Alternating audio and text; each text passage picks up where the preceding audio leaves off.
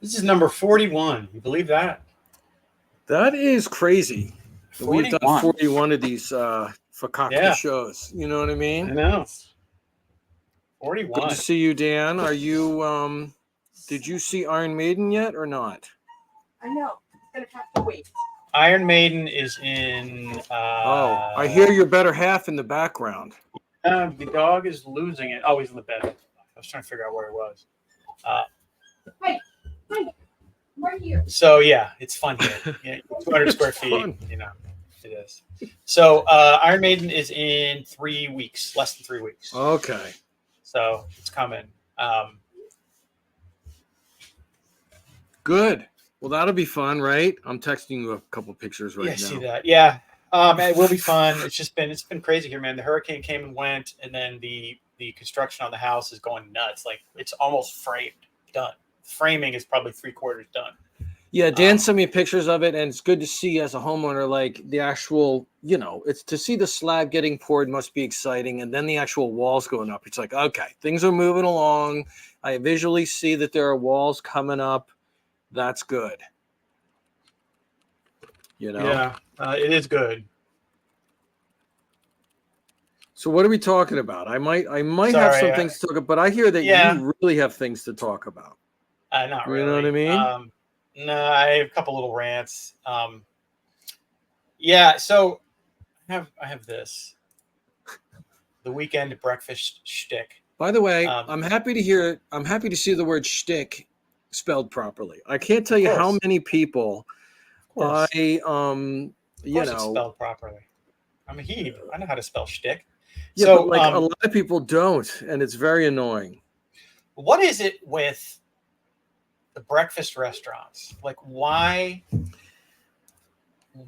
I live in such a different world than you. Like, I can't. Okay, I can't even wrap my head around why you, a person who hates being around people so much and hates social interactions, would go to brunch on a Sunday. It's the nation's #1 most horrible social thing that everybody knows about, and everybody makes fun of the brunch crowd being the worst. Everyone that works in service industry just knows that it's a horror show, and when you go out to so that's a known thing amongst like people in the restaurant business. It's a known thing to people in the restaurant business that the Sunday brunch crowd is literally the worst, and that a bunch of ladies that come in from after church are going to be the worst nightmares that you've ever had in your life. And that after spending, an hour preaching to the Lord, they're going to come in and yell at a worker. And but that's not, of course, that's not you, but it's just like all of humanity decides that we're going to go get breakfast Sunday morning.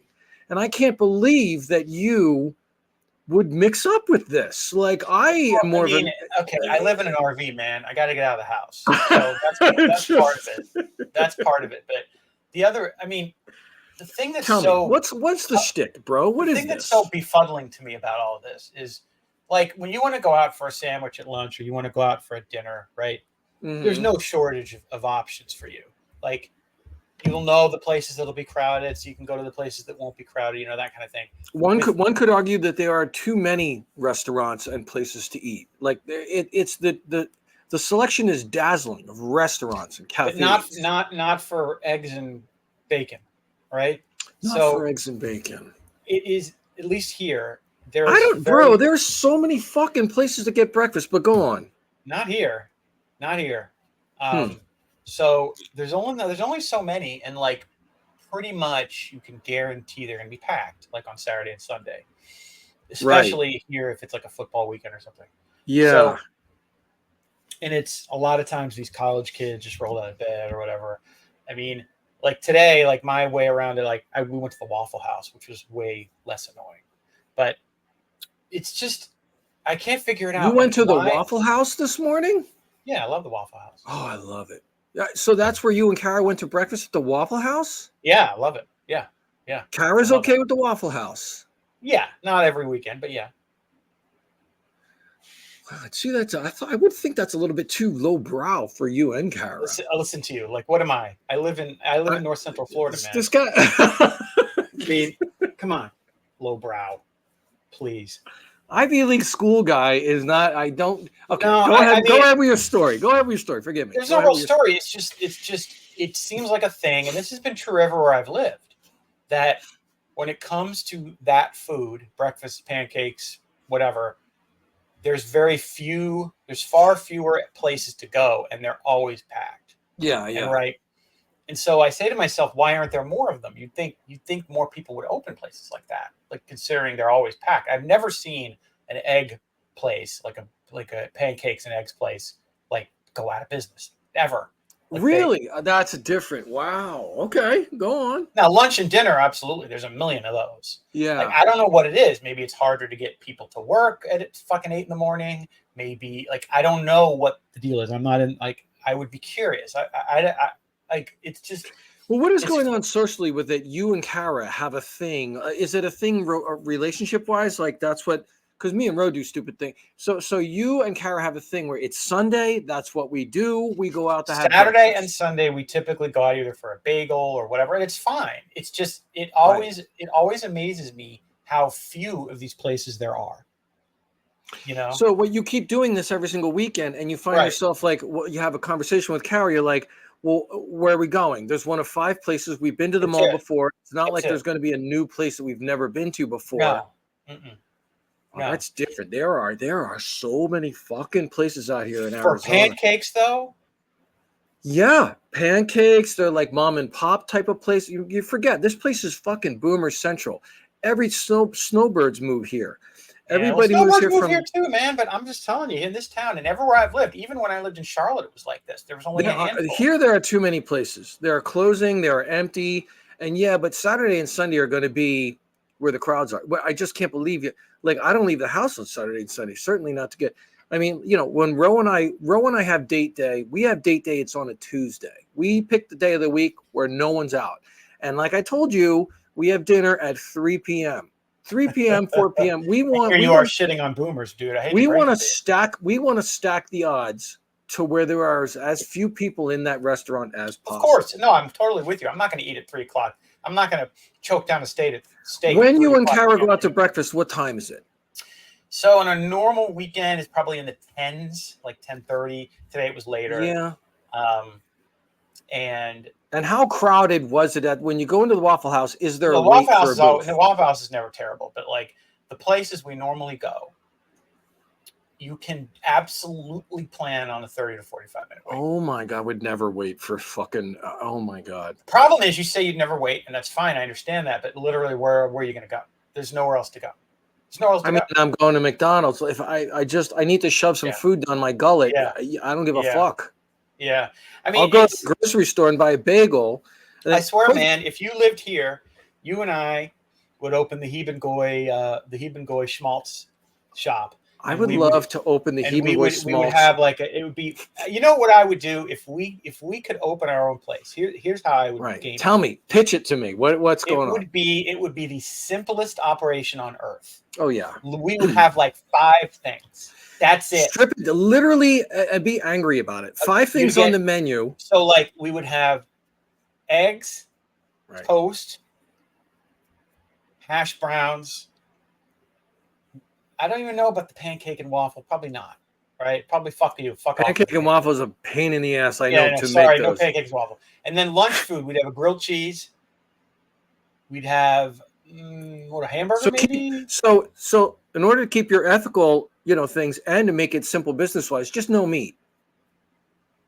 I guess. Yeah. I mean, I don't when it comes to a business, I mean, I wouldn't want to, it's a good point. That's tough. I just tapped upon something interesting for the audience. So here's what Dan is going through, because I know Dan loves pigs and he loves, but then that part of the brain is locked down, but then opening up a business and making money for people. People want bacon. So poor Dan is sitting here thinking, okay, make money as a business. So like, I would probably make it an angle where like we would have only turkey bacon. That's it. You don't like it, don't eat it. So part of the logo is like a cute pig and like a disgusting turkey, and it's okay to kill the turkey. I like it. I like it. There's no. But I like this idea. That aside, my vision would be like we would have 5 or 6 things. That's it. you're coming in, you can get the eggs, you can get the toast, you can get the hash browns. We don't have anything else, right? Right. And for lunch, you get the grilled cheese, maybe a hamburger. Hamburgers are pretty easy, right? Yeah, absolutely. Hamburger, grilled cheese, fries. That's it. And then your sodas, your iced tea, and that's all. You don't like it? Don't give people too many fucking options. No, and if you come to the counter with, can you substitute? You're able, to kick them right out. No. No. Could you open a restaurant that's, if it's the Heeb Goy restaurant, maybe there should be some very Jewish things combined with some very Goyim things that like together on the menu. You know? The problem is Jewish food is not going to appeal to a lot of people. Like, it's not going to what? It's Jewish food is an acquired taste, right? Come on. Matzo ball soup, everybody loves. You can have that, dish that out. You can't go wrong with fucking matzo ball soup. You're right. Matzo balls are good. That will be fine. You can't fuck with Hebrew National hot dogs, though, even though it's Hebrew National. Those are good. They are very good. Yeah, that would be like, if the problem is I don't want the aggravation, so I'd never do it. But if I was going to do it, it would be a breakfast place. It would be open till 1 o'clock in the afternoon. It would be, you can do lunch. We have a few lunch items. Right. And that's it. You come in, you get your eggs, you get your coffee, you get your toast, and you're out. That's it. Right? Yeah. That's it. We want you in and out. No camping out. You're not hanging out at that table when you're done eating. No Wi-Fi. Shut that down. Wi-Fi. No phone rule. No children rule. No children. Yeah. No. We'd have a no kids section. I couldn't say no kids in the restaurant, but we'd have a no kids section. Right. Like, if you don't want to be, or it could be like a Catholic church, which is really funny because Catholic churches have this thing. If your kid acts up, there's like a glass booth in the back of the pews, right? And I've seen this in a lot of different Catholic churches I grew up in. Your kid starts crying, you pick up your kid, you walk to the back, and it's literally like this glass booth. You kind of soundproof, and you go in, and the parents are in there, and the kid's just running around screaming. You can hear them. That could be like that. No, so yeah, that was my little rant. I mean, it always amazes me how few of these places there are. I mean, I'm just stuck on the fact that you and Kara would like make this a thing. Like, why? Like you can do whatever you want. Like, make it. I don't know. Make it fucking Tuesday afternoon. Why is it got to be Sunday morning? It's like the worst. I don't know. Part of it is the RV. You know, we both just like getting out of here. You know, I could see that. Car, get out. I mean, but it is amazing, and there's how few of them there are. That's all. I mean. Well, dude, it's a ridiculous out here. The amount of fucking breakfast restaurants and Ro and I don't hit them up or anything like that because Ro and I are on like serious. Like we went to Culvers. You don't know what Culvers is, right? We have it here. Yeah, we have that. Okay, Culvers is a great fucking Midwestern-based hamburger chain, and I swear to God, they treat them like zombies in there because like everyone's happy in there. Like you go to McDonald's or Taco Bell, and the employees are absolutely downtrodden, and rightly so, right? They're just like, and I feel like they're real. Culver's, I walk in there and they're like, "Hi, welcome in, welcome in." They say this phrase "welcome in" out here in Arizona. I don't understand. Welcome in, and they're super happy, and the person that's working there is like really super old, but then there's a teenager that runs you the food, and they're like, "Can I get you anything?" And I'm like, "What is going?" The food is so good. Ro and I went. You get the concrete mixer. So here's what happened to me. This is my little shtick. So we have a weekly date day, and I'll get to the. Oh, don't remind me that the weekly work day is back. I want to talk about that. Yeah. So remind me that. But this is weekly date day. Weekly date day is always on like a Tuesday. 3 o'clock. So no. This one started. So we want to get lunch, but we know that Culvers is open at 10 a.m. So we're going to do lunch at 10:30 a.m. Okay. So we go to the Culvers. No one's there. And I have, I've been on a diet. I'm trying to like eat better, feel better, whatever. But I have an addict personality. And when I walk into the Culvers and the signs are up there, and I'm very visual. I'm like a 3-year-old. If you dangle keys in front of me like this, I'm done. So I go in there and I know don't eat the concrete mixer with the greasy burger and the fries because it'll fuck you up. Not only for the day, for the next day. It'll be like I drank a pint of whiskey. Like I won't be able to get out of bed. And I don't know, like that's like an old 56-year-old man's constitution. All right. Because normally I eat a lot. I've been eating good, dude. I eat a lot of whole foods. I'll eat like boiled eggs and a can of string beans and like just simple whole foods and small portions. And I'm healthy, right? Not when I walk into the Culvers. I walk in there hungry, and especially when Rose like, oh, it's my treat. I'm like, oh shit. So I go like, yeah, let me get a double cheeseburger. I want a double cheeseburger. Do you want the meal with that? Yes, I want the meal with that. What size do you want the meal? Do you want to go large? I'm like, go large, go extra large, right? And then she's like, what do you want to drink? You want the Dr. Pepper? I want the concrete mixer. And up there they have this thing, which is flavor of the day, concrete mixer, right? Yeah. And it says like Rocky Road, and they put up this enormous picture of like, yeah, of course, yeah. And so I look at that, and I don't even know it's in the Rocky Road, and I don't even care. I just point and go, I want that. I want that, right? Like the advertising. You just ordered what you said you can't do. You just said you can't do that. Burger. No, I know I can't, but I don't care. Like when I'm in there, I just it's the addict. See, that's an addict, right? I mean, like this. I know part of my brain is like. I eat garbage. My wife will attest to this. I have a garbage diet. My diet is the same as like a 9-year-old. All right. Oh my god. Pizza, like burgers. Tell I am. It's terrible. Fine, whatever. But I will say one thing. I cannot even remember the last time I had a burger and fries and a shake. Now I'll go to Culvers for the concrete mixer. I'll go for the concrete mixer. But you're able to go. I'm not getting all three at once. Not the burger too. Like I'll go after we eat a normal dinner. I'll go for the concrete. I wish. Mixer. So I don't even get a regular. I get a double cheeseburger with everything. I want the caramelized onions on it. And they started asking me questions and I'm hungry. I want the fries. Yes, I want them large. Do you want the spicy ketchup? Yes. I want the concrete mixer. And to make it worse, this is how I know I'm terrible.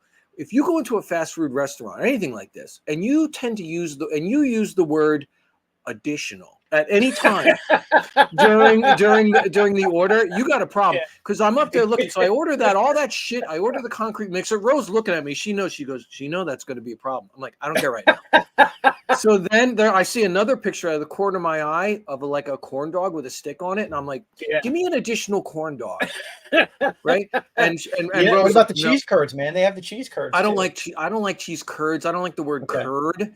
I just some things I don't like. But anyway, how much is the additional corn dog? One, you know what she said? It's $4. I'm like, throw it on there. I don't fucking care. $3, $4, throw it on there. And Ro was like, shit, man. And so let me ask you a question. Who pays for this? Do you go Dutch? Well, she paid for the whole fucking thing. Oh. So we walked in there. And I said, it's date day. It's Dutch. We're going Dutch. And she's like, that's fine. But when we get in there, what happens is I got a wad of cash and she's got a credit card and she likes to put points on her credit card. So it always works out like I'm take your money from you. Oh, absolutely. She'll take my money from me. Sometimes she's like, don't worry about it. You know what I mean? Okay, all right. It's like 50-50. I don't care. I want to pay my, whatever. Whatever. It's fucking $12. Who cares? It was $38 for the two of us. So 19 each. Okay. Yeah. So anyway, I order all this shit and I sit down and I'm like a kid. I'm like, wait. You spent almost $40 for Culvers? Yeah. And by the way, after that, she goes, we're never doing that again. But she said we're never doing that again. The wife just chimed in. I'm surprised Ro doesn't make him wash dishes there to pay his half. I am too. I'm a good partner. This segues into. We haven't gotten to the workday yet. That's right. See, now this kind of segues into that. Yeah. Now you might know that a while ago, Ro and I had this tradition around here where like every, I think Thursday would be a work day, where she gets me off my ass and out into the yard to do home projects, usually projects in the yard. It usually has to deal with trimming trees, which is a big deal in the desert, constantly on these fucking mesquite trees or whatever. And we don't hire anyone. You know what I mean? Like you would hire some guy would show up in a truck and you'd pay hundreds of dollars. We're not doing that. It's all just going to be ourselves. And I don't like, there you go. Work will set you free, Very nice. Let me set the table for the audience here because please do. I need to make this clear. So Bruce has a 20-year relationship with a woman who we could call the Jews of the East, the Asian people. Jews of the Southeast, Southeast Filipinos. Asia, Yeah, yeah. So, And I mean, look, that's Indonesians, that's and Filipinos.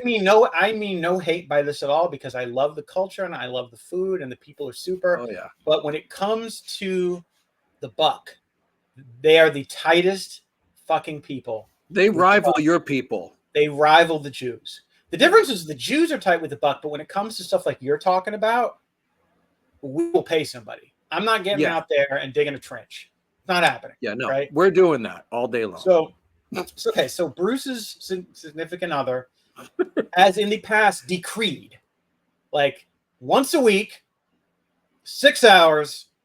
No, not 6.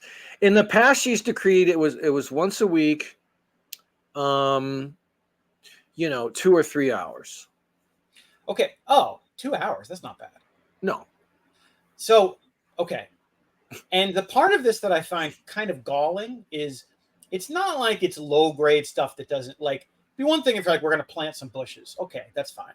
It was heavy labor. Occasionally, it's not even that. You're doing things that are more skilled labor. Oh yeah. Like electrical, plumbing. I know where this is going. Dan is warning me to not do that. And I am telling you what's going to happen. I am telling you as sure as shit what's going to happen when you sell that house.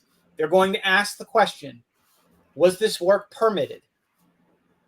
And Roe is gonna be like the guy on Hogan's Heroes. I know nothing. I know nothing. Right? Yeah. It's going to fuck you. I'm telling you, it's going to fuck you. Well, there's a couple things about that. Saving the money is nice, right? But I am telling you, I don't mean bushes and crap like that. I mean no. But I know what you're talking about. We haven't dude. We don't do like load bearing walls, and I get it that everything's permitted and stuff. But there's a couple things I want to say about that. You got a very, very valid point, and there are some things around the house that might be an issue for.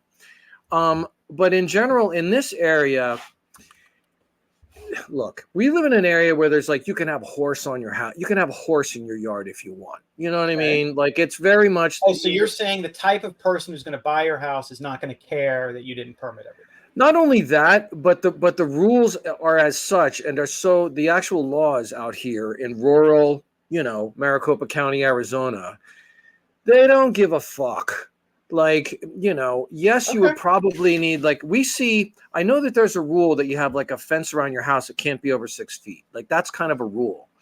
But everywhere I look, everyone's got a 7 or 8 foot fence, and you can see where they just stacked the cinder blocks up on top of it. It's just kind of you can have a horse in your yard, and people will build a little barn.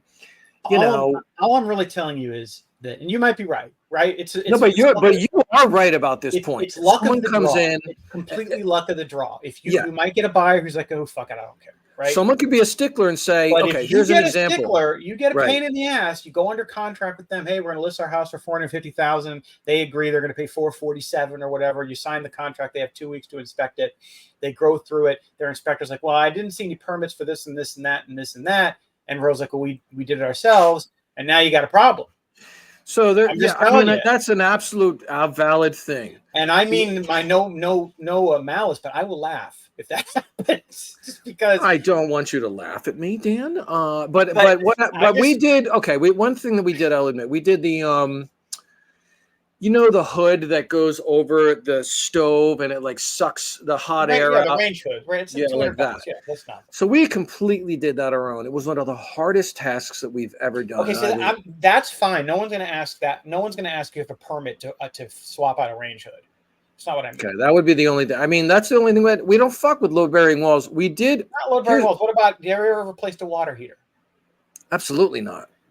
Okay, all right. Have you ever? There is one thing. I was about to ask. Have you ever replaced a heating and air system? I know you haven't done that. No, not that. Okay. We did. Here's one thing that we'll probably get screwed on. We have an out. So I'm sitting to you in my garage right now. On the side, you can't see that way. It was a carport. It was just sort of this 3-walled open carport that you could just come in. It was just open. Right. We put a wall over there that is just to lock it in. Now we didn't get any permits. Nothing. Yeah, you're gonna have to. We're gonna tear it down. You don't tear it down. You just say the previous owner did it. It was like this when I found Well, it. of course I'll lie and say the previous owner did it, but Ro actually has a good point. She thinks that like should tear it down because that's more attractive to a buyer to have a place to put your cars in Arizona than to not have a place to put your No, cars. she's right. Tearing down is definitely the best. Anyway, Easiest way to you're not as bad off as I thought. I thought no. you guys I mean, like we're not thought you were replacing fucking. I thought you were water wiring new circuits and you were like oh no. and Here replacing okay, I'll say this. Replacing your polybutylene lines with PVC or whatever. We absolutely won't fuck with electrical. One time I tried to replace a light switch. I remember. And I got zapped hard. I know, right? I remember. Because like, I was doing a light switch, and I'm like, we can't get the light to work. And we're both on YouTube because we know that we're going to hire like a fucking electrician's going to come over here and get us for at least 300. And we're both like, fuck that. I'm on the same point. I'm on the same page. So we're like, yeah, we can do this. So we're out there. It just happened in the kitchen. This is not so long ago, right? And Rose's like, I don't know about this. And I'm scared to death of electricity, but also I'm, the man of the house and I don't care. I'm just like, let me get in there and do it. And I touched something there and I was like, Gee! And I felt my whole arm just fucking go. And it knocked me back on my ass. And I was like, oh, she's like, are you okay? And I'm like, no. So at that point, it was like, we're hiring an electrician. So okay, so you guys, you're not as bad as I. Okay, so this is not bad. Still annoying. Still incredibly annoying that you're out there with a shovel. But okay, but now work week is bad, and I don't know why. Like I didn't even question why it went away. Did you ever push back on this at all? For work day? No. Now that it's twice a week, it has been decreed. Like, have you tried to? No, and I'll tell you why. Because I woke up. And she's out there like trimming the trees at like 6 a.m. and my ass is in bed. Now I don't work. She doesn't work. But, she handles the money and makes sure that everything's taken care of. So I start feeling like a bum, right? When I see her like working out in the yard at 6 a.m. I come out, I'm like, hey, do you need any help? She's like, yeah, I need some help. So then I start helping out, putting things in, whatever. Then she says, look, we really got to get back to the work week. We're gonna push it up to 2 days a week. But here's the deal why, and I'm on board though, because Dan got to sell the house, and so there are things around the house. What do you have to do to it? Well, we're sitting on a good chunk of land, and there's lots of trees on the land, and they're all looking very unkempt. And I don't know how it is in Arizona. You're going to do free work. Yeah, we're trimming trees constantly. You have the equipment for that. Of course. You got a chainsaw on a stick. There's another thing where you have a pole saw. But how do you get up higher for like the really high stuff? You fucking stand on a ladder and I hold it or she holds it. Oh my God. Jesus Christ. Dude, we're doing all this. The day's coming. Dan, I can't do the podcast today. What's wrong, Bruce? Why can't you do the podcast? Yeah. I hurt my knee. I was on the ladder with the pole saw and Ro slipped and I fell off. And I'm in the hospital. I already fell. One time I already fell off a ladder. That's pretty funny. It slid down. But anyway, so we're getting back to that. And by the way, I'm on board for it because here's the deal. We got to sell this house in 3, probably 4 years to get the max amount of money as possible. We're going to take that money and live on it for the rest of our lives. Hey, so it's got to stretch. Poor schmuck who has to negotiate with Ro. Whoever that is, he's out there. He or she is out there. Wherever you are, God bless you, sir or madam. You are in for it. You're in for it. Well, we're actually a good team because she doesn't like to haggle and mix it up with people, but I do. So as a team, we're pretty good. So because I ever have to deal with it, he's cheap, and you're like from the East Coast. And I love to mix it up. And I'll be like, I don't think so. Like I'll tell you what, it'll be like haggling and just like. I know your house listed at $450.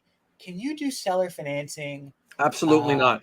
And it'll be, and I will shut down people and I don't care. Yeah, absolutely not. And like how you did this thing the other day with some. What's that? It'd be fun when you list this house. Oh, I'm not looking. No, we're both dreading it like you would not believe. We are. Are you going to hire a person to do it, or are you going to do it yourself? Oh, we're going to definitely hire a person. We're not. Okay. We're not. When you do that, tell Ro. Ro is about to love me. Ro, prepare yourself. Ro is going to. I don't think so. No, you know why? Why? You know why? Why? Because if you want to hire someone to list your house, and you say, Dan, I need you to help me find somebody. Oh, you Dan's a can find. You broker. got a network. No. Better. I'm a broker. If I call somebody in Mesa and I say, hey, my buddy wants to list his house, they have to pay me 1/3 of the commission. I will say, no, don't pay me 1/3 of the commission. Just discount it for them. Oh, so you would do that for me? Yes, 1/3. But that's going to be tens of thousands of dollars. Tens of thousands of dollars. Correct. So you, Dan, are saying that through being the broker and taking a rather large piece out of the pie scenario, Correct. you are going to save us tens of thousands of dollars. Yes. Maybe Well, not. she will like that very much. Do the math. So if it's a $500,000 house, yeah, standard commission is $15,000. They would have to give me minimally 25% of that. Minimally 25% to 30%, somewhere in there. So you're looking at like $4 grand, $5 grand, right, of free of money that otherwise you would have to pay. That is yours, and I don't want it. It's called a referral. I will do it. Well, Dan, that's very kind of you. Thank you. Tell Ro. Right. I'm doing this. Rose, you might move up a couple notches in her book. I mean, I'm low in her book, and by proxy, you're low in her book. So I mean, that's good for both of us. This is not a coupon for a free hamburger. This is thousands of dollars. Yeah. Thousands. That's funny. That's really funny because she listen to me. Go ahead. There's one rule to this. Uh-oh. I have to be the one to reach out. If you reach out first, and then I reach out second, they're gonna be like, wait a minute, I already talked to this person. I'm not giving right. We'll start the whole process with you. To come through me. It can be anyone you want. You can tell me ahead of time we want to use this guy. That's fine. But as long as I make the call and say, hey, my name's Dan. I'm a real estate broker in Florida. My buddy wants to sell his house. But I mean, are you doing out of this the goodness of your heart? I mean, you might not get the cash. Do you get any kind of a nothing? Look at you. Wow, altruism. I'm that kind of guy, Bruce. I'm that kind of guy. Man of the people. Thank you so much, Dan. I will just say to him, listen, John, instead of doing a referral, don't pay me. Just discount what you charge them. Whatever that amount is. But then they won't. They'll be like, oh, okay, Dan. No, they will. I've done this before. Oh, they will? They don't give a shit. They don't care if they pay me or they discount it. It's the same difference. They get the same chunk of change anyway. Same chunk of change. They don't care. I've done this before. I did this for my aunt in Boston. She was very happy. I love it. Thank you, Dan. That's great. Anytime you buy or sell, I will do this for you out of the goodness of my heart. I will. Very nice. But yeah, that's why we are upping the work days around the house. The trees got to look nice. Like we've got these mesquite. When you're in the desert, these trees grow. The native trees that we have shading the whole place, they grow like wildfire. Like it's amazing. We don't water them, but they're enormous. And you got to stay on top of them, and you got to stay on top of just like all this shit because it starts to look ratty. And then we did the roof, luckily, but the sides of the house, it needs to get painted. And luckily we are starting to move away from that. Like she actually said, 5 years ago, we were doing all this crazy work in the house. And we were talking the other day because we're both getting older, and she goes, I don't want to fucking paint the house anymore. And we're going to hire guys. So she's definitely moving to like, oh, we're going to start hiring people to do shit. Because I just don't want to do it anymore, and you got to get it done right and whatever, it'll get done. But, I've been talking too much. What's going on in your world? Really not much, man. I mean, we had the hurricane come through. We got lucky on this last one because it was mostly south. Right, you got hit hard with the first one, but then Milton came. And did you both go to a motel? That's what I want to know. Just me. Again? Just me. I want to go, but this one I didn't. It was fine because it was mild. It really was mild. I had already booked it and paid for it, and I get crazy during those night storms, and I didn't want to be here for that. So I took 2 of the dogs. We went to a hotel. We slept like a baby. Hold on. When you go to the hotel and you're nervous because it's like, do you take a sleeping medication? Go to bed? No, any kind of drugs? No drugs. Wow. Drug free. So so it was fine. It ended up not being too bad. It went to Sarasota. It's like 150 miles from here. So it was real bad down there. And then once that was over, man, it has been, I got to send you pictures. They have this place almost framed.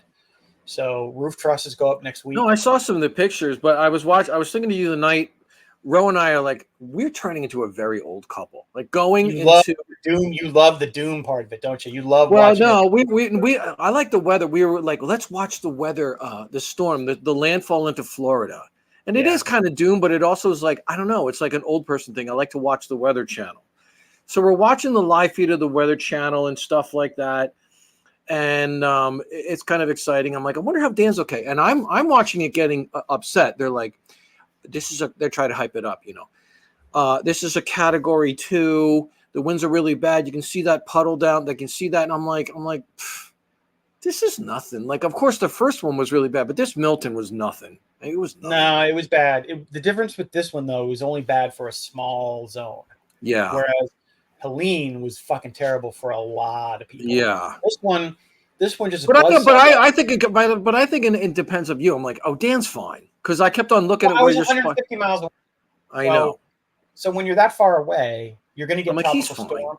You'll get tropical storm force winds, which is 45 miles an hour, 40 to 45. Man, I've been out. I camped in 45 miles an hour weather. It's like, yeah, I mean, it's windy, but it's not windy. destructive. It's very windy. No. So, shit, your car's not flying away. You know, everything's. This one, but for Sarasota, the Tampa Bay area, this one was bad. But Helene was definitely worse, I think, for more people because it went up north over land and just dumped 20, 30 inches of rain on these areas. So, but yeah, not much else, man. I got a story. Go ahead. I wanted to, one thing I thought we would do either now or in the future is I wanted to sort of get your take on the ins and outs of some of the stuff that we did on the Howard Stern episode, like the actual slides and the actual timeline. Yeah, I'll do my best on that. Sure. Since Howard Stern, your take on it, because we put together a timeline, like his. All right, I will chime in on this. Now, let me just base things down for the audience. I was a rabid Howard Stern fan, and I mean rabid. From the very early years, I was in high school when I discovered Howard Stern, so probably 84. And by the time, and I was a daily hardcore listener for a really long time, you know, all through college. And then I moved to San Francisco in 1990, and they had it out there. And I worked in screen printing shops where I would get to choose what we listened to every hour, many, many hours in the morning. It was always Howard Stern. So I've got an unbroken chain of listening to early morning. I've everyone, the whole show, 4 hours for many, many decades. I think I stopped listening around 2000. I'm going to say maybe 2010, 2013, around there. But up to then, you were there, yeah, because you listened on Sirius. So like we talked about 06 to 08. The early Sirius years, in my opinion, was the best. Yeah. So now you're putting up this thing. Okay. 2006 to 2008, the best years of the show with Artie.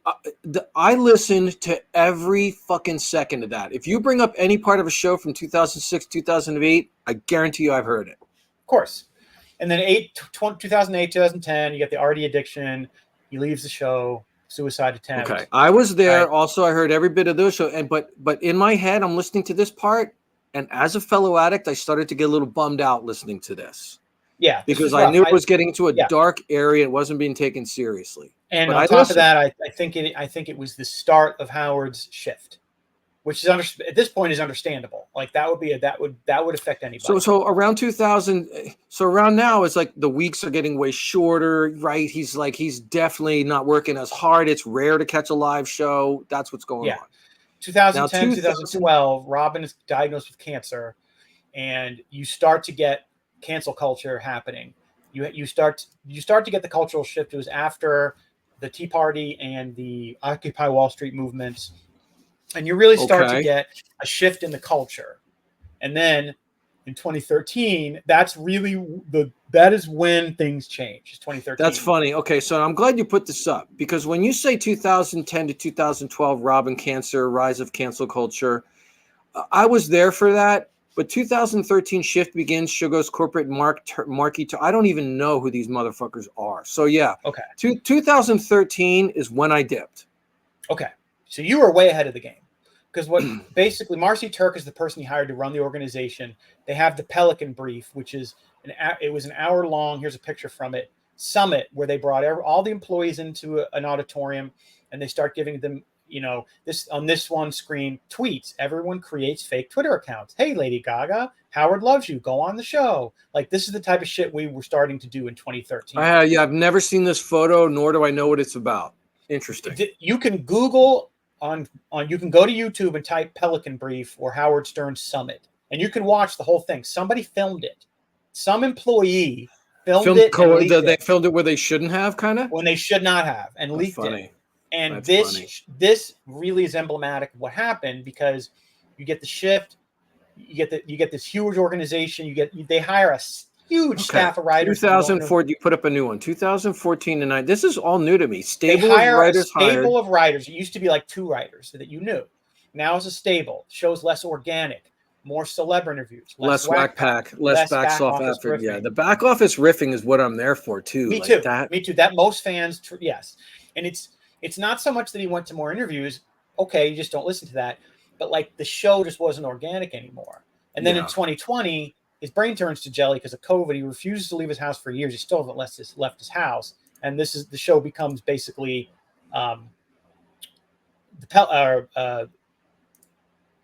Emperor's New Clothes. And so this is what the show is now. So you have his guests sitting on a sofa. That's Steve Martin and Martin Short talking to and they have to talk to him. He won't even fucking go into the office. He won't. Let me ask you this question. Where is this office? Is this in Manhattan? What you're looking at now is a room in the Sirius building in the near the studio where the studio used to be. Yeah. They have a sofa and they have a big screen, and Howard is on screen from his house in the Hamptons. But the room is in Manhattan. The Sirius office is in Manhattan. That's the normal. So they make Steve Martin and Martin Short schlep into the Sirius studios, the whole thing. And Howard, if he wanted to, could take a fucking helicopter from the Hamptons to this place. He can do anything he wants. Yeah, the guy's because he's loaded. Yeah. So this is new to me. Christina put this together because I quit listening in 2019. I mean, I have no idea. I didn't know Howard Robbins News vanished in 2020. What I didn't either. Christina put this together because I haven't listened post 2019 is when I stopped. Robbins News vanished. Broadcast from his basement. They have these embarrassing interviews like I just showed you. The entire summer is off with no new content. Wow. Just working even less. The calls are scripted and fake. There's no more like callers where they're actually answering like it's whatever they want to talk about. Yeah. The past has been completely rewritten. So if that's the part that would irritate me the most because that you can hey Howard, can you talk about to just ignore the past, the already years. If they do a replay, Christina brought up this example. You remember Gary's first pitch at the Mets game? The best. Okay. They replayed that somewhat recently and edited out all of Artie's contributions. Little tiny bits where he chimes in. They just take that little moment. Gone. Wow, that's crazy. It's a lot of work just to not have. Yeah. So, and then. So Howard, hold on. So they play, if they play any replay that from the years where Artie was on, and he chimes in and says, rah, rah, rah, they just take out that little chip? According to Christina, yes. They edit out. They heavily edit. I'm sure no Jackie joke, man. I'm sure Jackie's gone too. Yeah. Well, like I said, when I did the show with Christina, remember Dee Snider?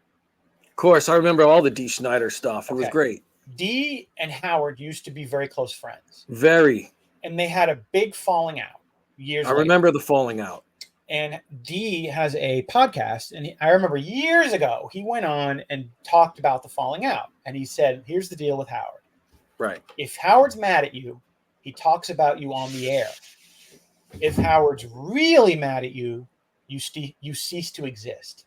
Mm-hmm. And that is what's basically gone on. I like that. That makes a lot of sense. That tracks. And then this is what it is now. It's the Emperor's New Clothes. It's like that old book when we were kids where the guy's naked and they're pretending that he's completely gone, mentally gone. It's true of a lot of super rich, powerful people, though, because they're surrounded by, like Elon, they're just surrounded by rich people. Yes. They're surrounded by yes men. Of course, that is absolutely true. I just want to, because if I'm around a person like Howard Stern or Elon and I'm getting paid from them, I don't want to cause problems. Whatever wacky thing, I'm just going to go along with it. Yes, great idea. Whatever you want, sir, and just never be that person to say, "Are you sure that's kind of a bad idea?" Because then that's your personal gravy train gone. So everyone in the name of their own personal self-interest is going to go along with It is, whatever dumb idea but again, this is different because this is a guy who 10 years ago, it's not that long ago, roughly 10 years ago, was beloved by a huge fan base of guys like me and you, and Christina, and he purposefully, for whatever reason, decided, I don't want that fan base. I want to nuke that fan base. And for whatever reason. See, but I don't know if it's purposefully like that. I can't wrap my head around it. Well, okay. I think it is purposeful. And I think there was a bunch of reasons. I think there's not one thing, but I think it was a combination of many factors. The first is Howard is a coward, as you know. He's a coward. Absolutely. And I think, understandably to a degree, I think he feared cancel culture when it started to become a thing. And one way around it would be to completely shift your show to becoming this vanilla interview show where you talk. So yeah, I would agree with you on that. Here's what I think about that.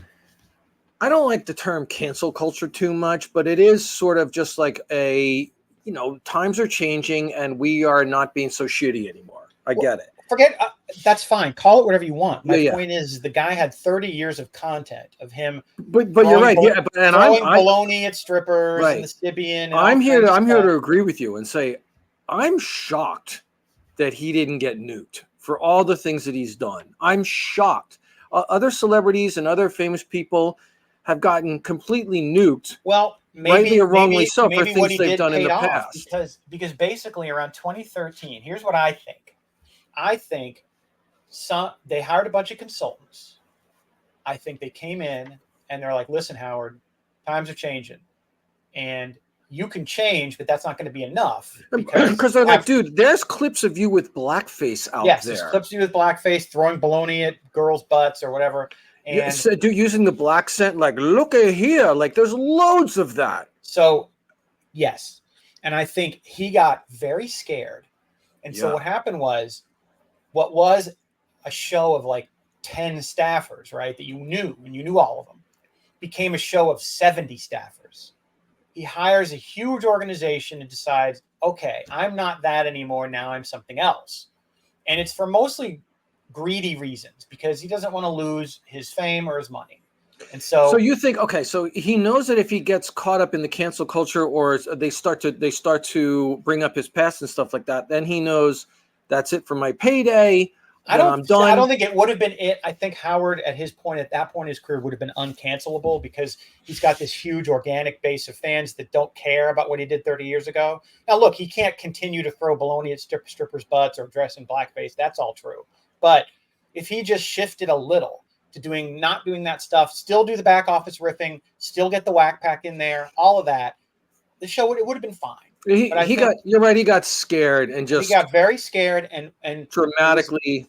And it became an opportunity for a lot of shit-sucking corporate types to come in there, get a $250,000 salary to run his organization and whatever, right? That's what I think. And I kind of agree with you, and I think it's also type of a thing where, like, I was there for when Howard got signed to Sirius and he got that huge payday, and I was there for when he renegotiated his contract, and we all famously knew, oh, Howard just made $500 million. They just gave him $500 million, and that was a big deal. And I still think that even when that was going on, he still had, the back office banter and stuff like that. But I think that's kind of a thing where maybe soon after that, some people got to him, some corporate types, and been like, look, you're in the big leagues now. You better act like it. You better fucking get rid of these goofballs that you got off the streets of fucking Brooklyn and get some real guys in there and not realize. And Howard just doesn't realize that, like, well, these guys got the talent. That's why people like the show. Well, the goofballs from Brooklyn are the reason he became what he was. Exactly. And they're the but like he started to let these corporations kind of feed into his ear and go, you're a $500 million guy now. Act like it. Get rid of these motherfuckers. I think that's part of it. You think you agree with me on that? I do. I 100% agree on that. And then I think there's one other part of this. And that is, across media, you're seeing fragmentation because now you have a million podcasts and a million ways to listen to different things, whether it be music or talk or whatever. And there's less opportunity to get a big piece of the pie because the pie has become smaller pieces of the pie. So Howard, I mean, remember like when podcasts first came out, Howard and me were both like, what are these podcasts? No one's going to like, it was kind of a loser thing to be on a podcast. And now it's like, oh, Joe Rogan and all these other people have these enormous fucking podcasts, and he's got to pay attention to that. Well, and now it kind of seems like this satellite thing is just like such a fucking, like, maybe that was a bad move. Like, who the fuck is paying for satellite? Well, like that kind of seems. I love the music channel, so I pay for it. But like you said one time, you were like, "Oh, it's about the cars," and I'm like, "Oh, I get it. That makes sense." So I think that the corporates, the people we're talking about, came in and scared the shit out of him about the changing culture, scared the shit out of him about fragmentation, like we're talking about now. And the reality is this: if you know that your audience is going to get smaller because some of them are going to splinter off because they're listening to a podcast or listening to music or listening to whatever it is. Right. How do you maintain the revenue that you need if the audience is smaller? The answer is you zero in and cater to a specific audience that is more valuable. So if you're only going to have X number of people, and instead of having 1 million people listening to you, you decide, okay, there's only going to be 50,000 people listening to me because you want the rich people that are listening to you are going to buy products. Bingo, bango! You want the rich people. You just hit it, right? What demographic is that? For lack of a better phrase, I know what you're going to say. The rich liberal Democrats, which is absolutely MSNBC audience, and take the politics out of it. That is the most valuable demographic in terms of people with disposable income, right? Who are an advertiser's dream. Let me ask you this: on the current sort of last couple of years Stern show, Christine would know this. Who's advertising? Like, what are the commercials for? When you're, I would have to ask her that. I do know that because remember when we were listening, it was ridiculous. It was like the most ridiculous. I don't know the answer to that. What I do know is there is good evidence out there that his current audience of active listeners, people who actually tune in to hear his show, it's like 10,000. It's tiny. Wow. Used to be millions, right? He has effectively canceled himself, because if he had just kept the show the same, but shifted away from the really dumb shit like the blackface and the throwing the baloney at the strippers, and you just shift to look more interview heavy, still do the back office riffing, still have the whack pack, you would have maintained your audience. You're right. But here's what I think as well. Smaller, but it wouldn't be as small as it is now. Here's how he should have handled it. And he didn't do it this way because he's a coward, like you said. The way to handle it is, and I don't know why he wouldn't have done this, is to just sort of like acknowledge the past and be like, you know what? It is true. We used to do some pretty crazy things on here with blackface and throwing baloney, and it was funny for the time. But we're moving along, we're learning, we're growing with the times. I'm teachable. We're not be doing that anymore. I'm not going to replay it because it's offensive, and we're not going to do it. I mean, you could and just like why wouldn't you just like be honest with your audience who's stuck with you after a thick and thin? He'd be too afraid to even bring it up. That would never happen. That would never happen. You're right, but I mean that would have been the better path to take. Right. The best path would be acknowledge it. Yeah. Acknowledge it head on, bro. I mean, any one of these guys that get in trouble for any kind of bad thing that they've done, when they double down and try to run from it or double down, it never works out good. The only way all these celebrities or anyone powerful can overcome this is to be super real and honest about it. Be like, you know what? You're right. Now looking back on it, that was fucked up. And I think apologize. He was scared shitless. I think the corporate consultants got him very scared, and he turned to them to save his bacon. And and that's why he hired all these people.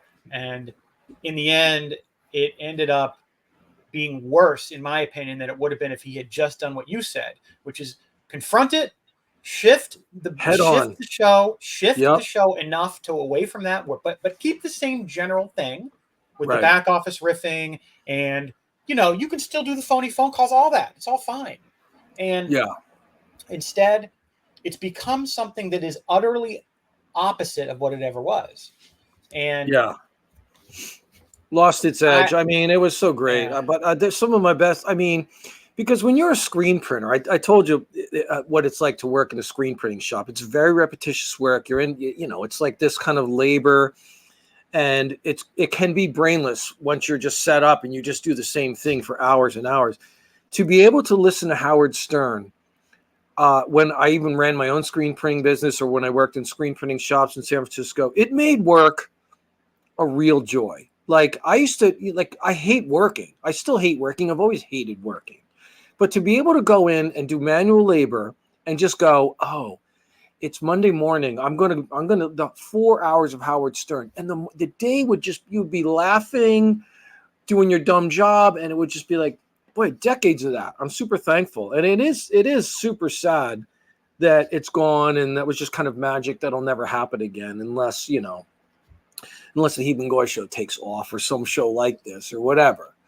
But to speak to, I'm sure like you and Christina had a much better, more informed chat than my stupid 2 cents. But Bruce, I only stopped listening about 5 years after you did. So, yeah, I mean, I was there for like the descent, but not before. But I was gone before it became really bad.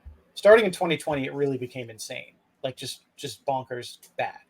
Awful. Yeah. Where I was starting to get irritated when like he was like signing these great deals, but like, yeah, I'm only going to do two live shows a week. And I'm like, what? Like for me, that really sucked, right? I'm like, I got to work. Why can't you? Why? And then it was like 1 live show a week. And then like the weeks of these breaks would happen. And then now I think he works less than 300 hours a year. It's just wild to me. Yeah. Wild to me. Look, it is what it is. And in the end, he doesn't know because he's in a bubble. Like you said, these billionaires, these rich people, they are not subject to reality like me and you. He thinks not only billionaires and rich people, but he's probably got like some friends in his inner circle who, I don't know who the fuck who's in his inner circle anymore, but certainly it's not anyone that's going to have the balls to take him aside and be like, hey man, you've kind of lost your way. Well, you've nuked your audience. The people who got you where you are no longer listen to you. And the people who are listening to you are people who aren't like rabid fans. It's just whatever. It's just nothing but a paycheck. Nothing but a paycheck. It's sad. And I don't think he'll ever know because no one's ever going to tell him. And but if he's nuked the past and you can't even except for like maybe bootleg cassette tapes, there is no way to pull up on the internet an old Artie gig or an old Jackie the Joke Man Jetty story. Yeah. Like, I mean, but he's been able to go into YouTube and pull things from YouTube. Yeah. I know that it's tough to find, a Gary Puppet fucking sketch on YouTube or Jackie the Joke Man Jetty, which are some of the best things ever. And they're gone. Yeah, it's just sad. And I think I heard someone else speculate that he always wanted to be like a Fallon or a Leno. Yeah, I think he's always seen himself as this outsider, and I would agree with that. I know that he's always seen himself as this fucking failure, like a self-depreciate. He's like, I'm this failure. I'm just this goofball. I know, but if he wanted to be Leno and wanted to be basically, some have speculated that the reason he did what he did and hired this huge staff, completely changed everything, is that he decided that the staff he had wasn't capable of putting him and making him into Leno. Yeah, he decided that they're not an A team, and you know what?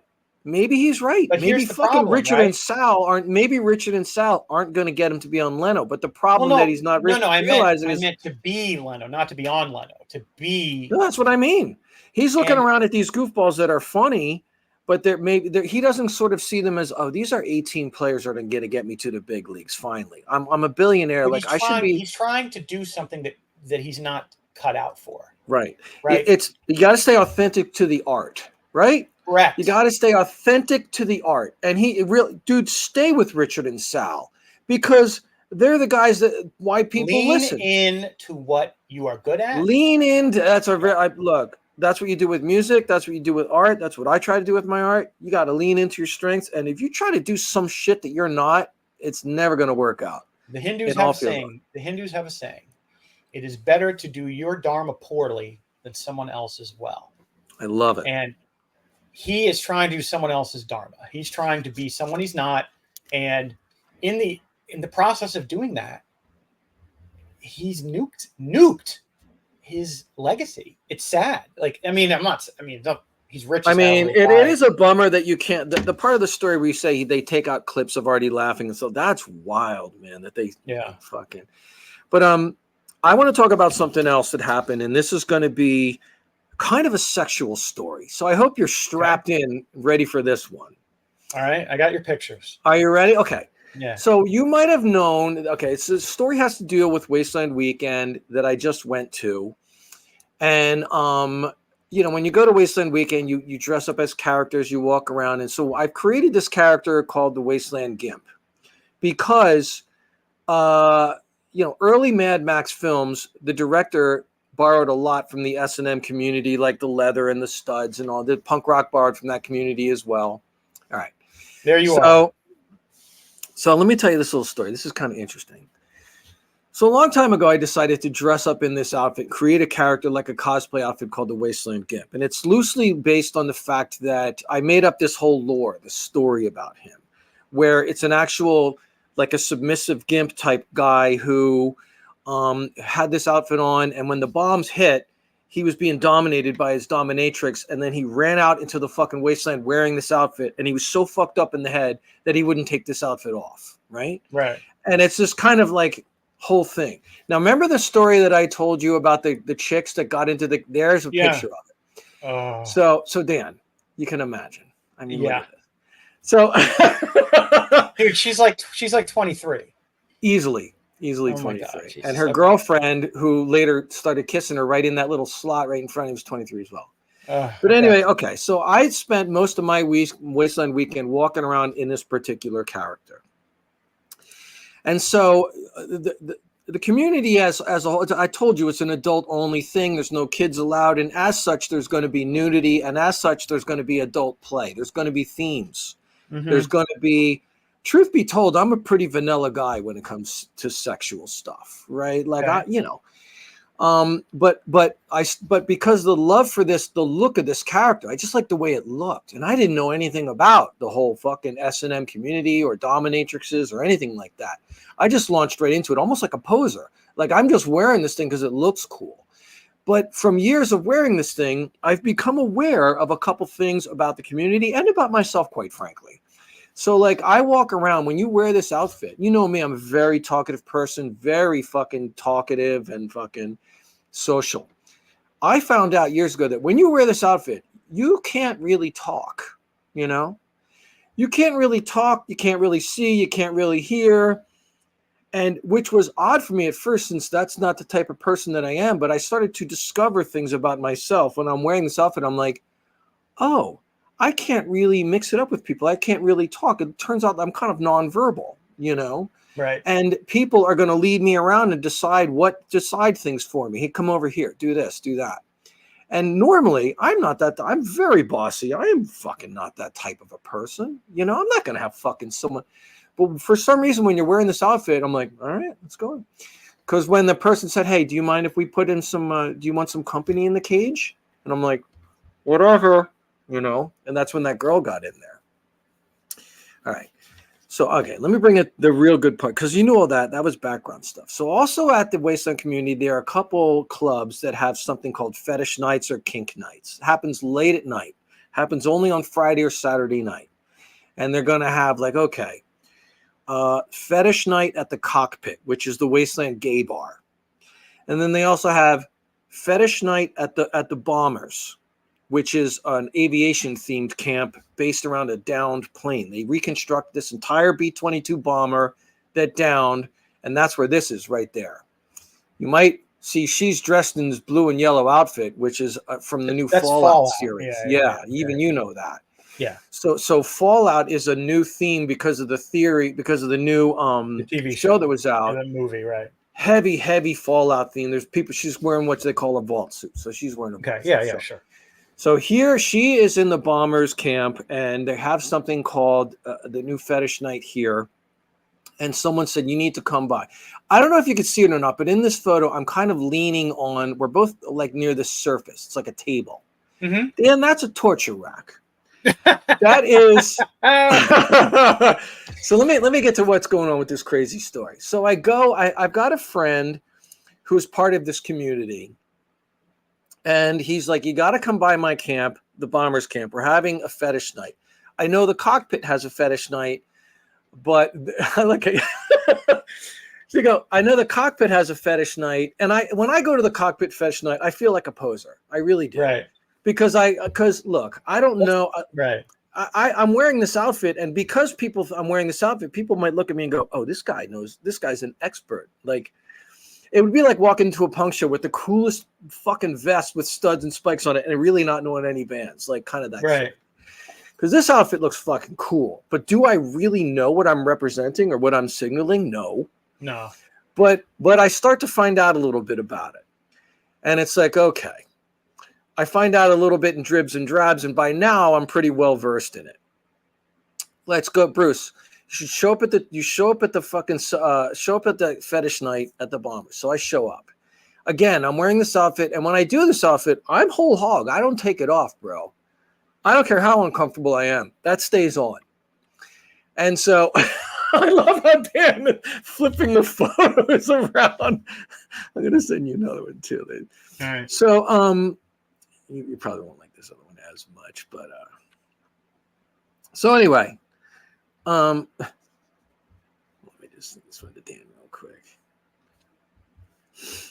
All right. So let me get back to the meat of the story. Okay.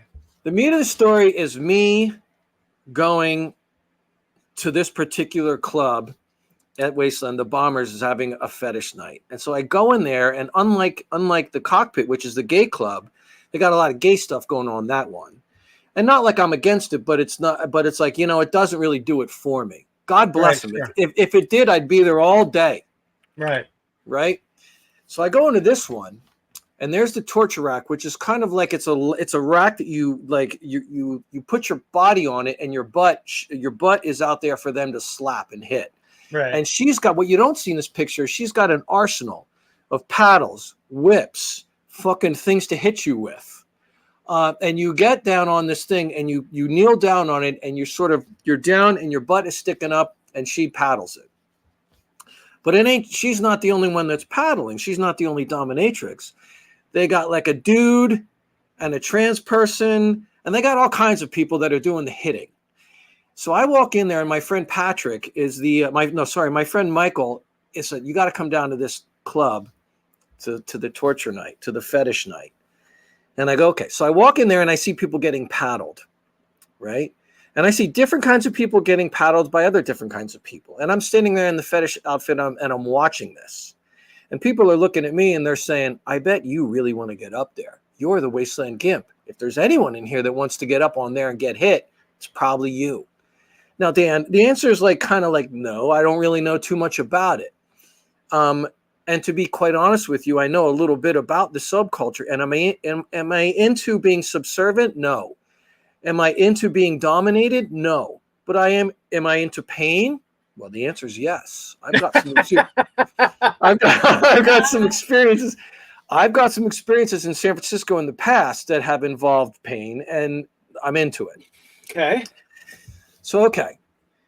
My friend says, hey, do you want to get up on that rack? And I was very honest with him, and I was like, I do, but I'm worried that my outfit's going to get ripped because it's not a real outfit. It's just this cheap material I got from Amazon, and it's going to rip. If someone starts hitting me with those whips, It's going to rip. And just because I worked a long time on this outfit. It's vanity, Dan. I was like, I don't want my outfit to get ripped. I go, okay, what about if we just have him hit it with the paddle? The paddle's not going to rip. I'm like, okay. And well, I'm like, I don't want to have to explain all that shit to the dominatrixes and deal with all that. And guy goes, I'm part of this club. I run the place. He goes, you know what? Let me set it all up for you. All you got to do is get up on the rack. I'm like, really? He's like, yeah. By the way, I think my friend might be a little. He likes being involved with this and watching me get hit. You know what I mean? But whatever. It's a whole nother thing, right? All right. So but I gotta say, when you're at Wasteland and all this weird stuff is going on, you kind of like when in Vegas, you know what I mean? You just roll with the punches. All right, so Bruce gets on the rack. Thank you for moving it along. So I Right. finally get on the rack, but here's the thing. They go over and they tell me, now, Dan, this is a funny part.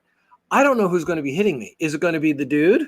Is it going to be the trans person? You can't see, right? I can see that there are three people, but I have a moment of like telling him like, I want her, I want him or whatever. And I decide, you know what, Bruce, in the spirit of Wasteland, just let whatever happen going to happen.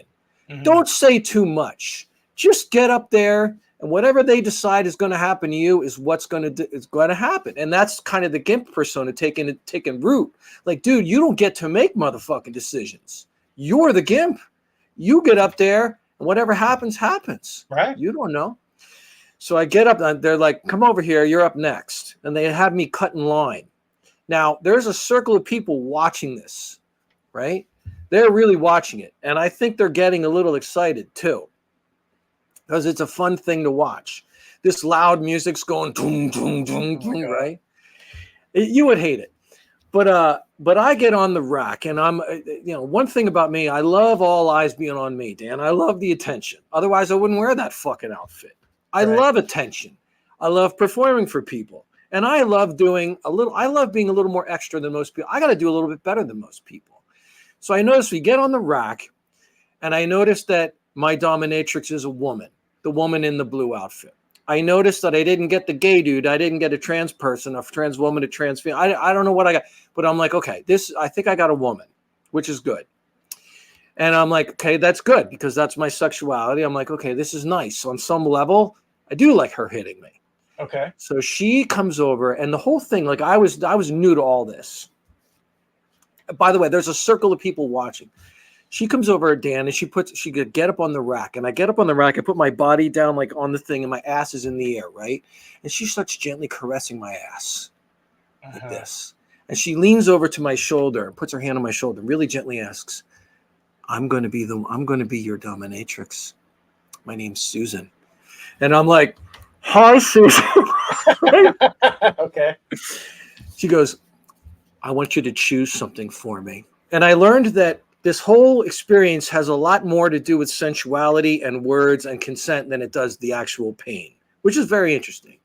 She comes over and she goes, I want you to choose your paddles. She shows me two paddles, puts them in front of the mask so I can see. One's this big metal thing that looks like a huge spatula. And the other one is like wood and round. It kind of looks like a large, oversized ping pong paddle. I point to the ping pong paddle. I go, I want that one. Then again, I'm no stranger to pain.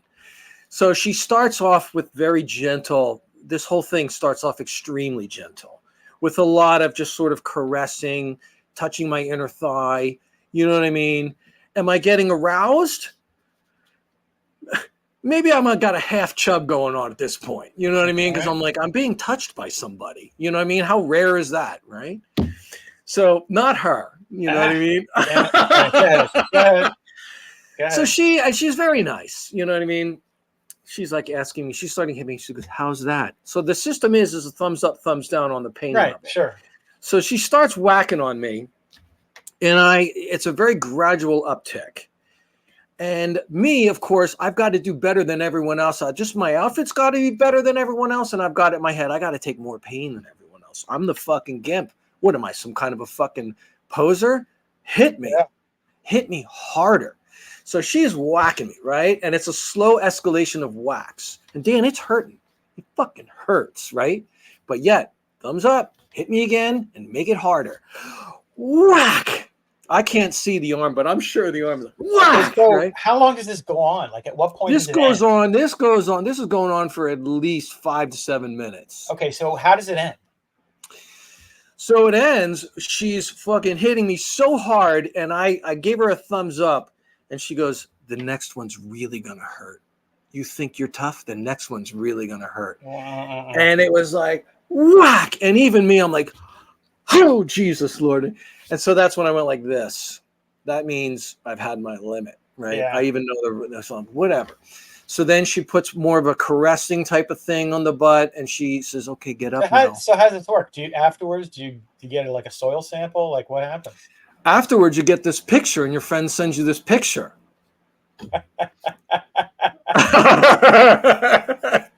And they're like, here she is. And I'm like, but that's not the one. This I younger know, one, I know you're like I looking at know, this picture. I know. Dude, Yeah. this one was nuts, dude. I But know that's it's disturbing because we could be that she could be 20, you know. I asked her, I said, how old are you guys? And she's like, we're all 23. And I'm Still, like, yeah, oh it's my a God. kid, I mean, that's but a here's the thing. I mean, That's a but kid. you know, but I just wanted to tell you that story because it's interesting when you wear this outfit and you sort of will learn things about yourself, learn things about the community, learn what you're capable of. And it's just, and I admit fully, like when I first started doing this, I might have been as vanilla as the day is long. But now I think I might have learned a couple things about myself. You know what I mean? Yeah, I mean I'm telling you, man, it would be. I wouldn't want to go for the whole thing. It'd be fun for a day or two, just to kind of. I want people watch. I want you to go with me just for the Friday and the Saturday nights and just to sort of be with me and follow me around and I could show you these things. And the great thing is you don't have to fucking participate in nothing. But just to watch is no, so I would love great. the people watching part of it. There are things that I'm watching going on. You should see some of the torture racks that go on in the cockpit. They got you on the thing that's like an X. And they tie you up and they're tying like it's really, and I'm like, I like watching this, but I'm not getting up there. Nope. No, it would be fun for the people. One of these years, man, it's just so far. It's such a long trip. Well, look, one of these days I got to go into your compound. By the way, so that's the GIMP story. What do you think about the GIMP story? GIMP story's good. It's a good one. I was thinking about it the other day. I'm like, good. I was telling, because I told Ro the entire story. Yeah. And, you know, me and Ro got a good relationship. There's nothing about that, what happened that was any kind of, you know, cheating or any kind of broken trust or anything like that. She knows full well what's going on. Yeah. And, you know, and it was just like, she just knows that, like, you are such a fucking, you love attention. You will do just about anything for attention. I'm like, yeah, you know, that's something you and I have in common. The wife often says that to me. Often says that I want attention. Do you? I guess. I mean, I never really thought about it, but I guess that's probably true. I've always been I think you do. Kind of guy. I think. But I'm an introvert. That's the difference between me and you. Yeah, did you know that there are introverted extroverts? You can be both. There are people that are extroverts like me, but you need like a long time to recharge, and these moments have to be few and far between. Yeah, I could see that. But why will one? I mean, I would not like. I will make you an outfit. I'll make you an outfit. I will come up with a persona for you. I can't come dressed. I'll work on it. How about Captain Kirk? Come on. No. Captain Kirk. No. There ain't gonna be no motherfucking Captain Kirk out there. I'll come up with something. I'll have to watch one of the Mad Max movies. I would love to bring you into the gay club, the cockpit. Can I be Tina Turner? You could. Yeah. You could be Tina Turner in Beyond the Thunderdome. Absolutely. But there are enough. There's that one movie. How come a couple of dicks? What was Weird Science? Where the Gimp guy, not the Gimp, Fez. What was his name? Wes. Where that guy was in. He was in the movie Weird Science. They used his persona soon after that movie came out. It almost looked the same with the mohawk. A couple of dicks like you is having a party. You know? Yeah. You could almost be that guy. I met that guy. I could totally be that guy. Yeah, I met him. So anyway, that's the story. But I enjoyed talking about that story. I enjoyed talking about Howard, and because maybe you could take clips of the Howard and get the Howard Stern fan base to talk about it. Get us some. Yeah, I wanted to get your take because I know you were a fan, and you're only, like I said, you stopped listening only about 5 years before I did. So yeah, you and I have a similar arc. Christina hung on for a while after I did, and then even she couldn't take anymore. But I'm telling you, early on, way before Sirius, I'm talking like all through high school, I listened to him. So I went to high school from 1982 to 1986. That was high school years for me, 82 to 86. And during those years, in the summer, I fucking would listen to him on the radio, like the radio. I think it was fucking grade, man. K-Rock or whatever. That was middle school for me. I was a small child. Yeah, but when I was listening to it as a freshman or sophomore in high school, like it was kind of like bad to listen to. Like my parents would not approve of me listening to that shit, which was part of the reason I wanted to listen to it. Yeah, good stuff. Yeah, it's good. I'm gonna what do we got? So next week, programming note, we should be doing our Gen X quiz. I have the kid putting together 10 questions that any Gen Z I think I want to do heavy question next week. So to have that poll, and I was also like, I started Googling like these different kind of polls, and there's some just wild answer these 10 questions to find out what type of a person you are, you know. Yeah. And they're wild. And even like the questions in the movie Blade Runner, like you come across a tortoise in the desert and it's upside down and it will die if you don't fix it. What would you do? Like there are like disturbing questions, and there are weird questions that when you try to get a job in this horrible job market that they ask you, they have nothing to do with the job. And people are like, why am I answering these dumb questions? You know? So there's a lot of weird questions out there that give you the answer. And there's weird questions to find out what type of personality are you sexually that I just answered too. Well, the Gen X quiz will be fun. You'll know more than me. Yeah. But it should be entertaining. I'll have that next weekend. And then I'm getting closer to my so I'll be in New York one weekend, but we'll find a way to do something that weekend. I fly home on Sunday, but on Saturday we'll find a way to do it that Monday or do it that Friday or some shit. You know what I mean? Maybe I'll get some footage at the show with people in the suite. The suite's nice. It's gonna be good. Yeah, I'm less interested in Iron Maiden, but I'm more interested in the social surroundings of you in the suite with like your crew. With your 50-year-old crew, like that's what I'm interested in. Like how, you know. I think you would like the crew, man. It's people you would vibe with pretty well. Oh, cool. Good. Love it, bro. All right, man. I'm gonna head out. We're gonna do the outro will be automatic. It's your favorite one. You ready? Love it. Here we go.